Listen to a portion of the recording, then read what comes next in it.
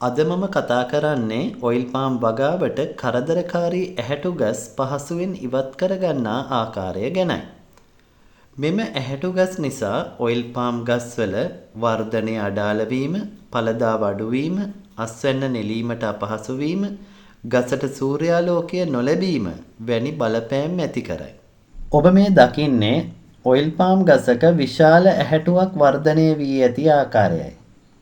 අස්වනු නෙලන්නෙකුට අස්වනු නෙලීමට අපහසුයි.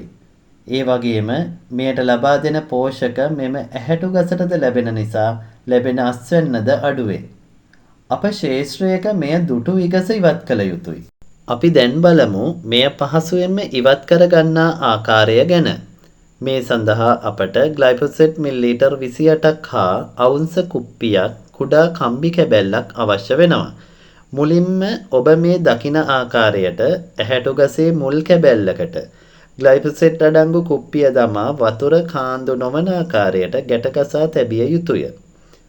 දින 21ත් 28ත් අතර කාලයකදී මෙම ඇහැටු ගස සම්පූර්ණයෙන්ම මැරී ඇති අයුරු නිරීක්ෂණය කරගත හැකිය.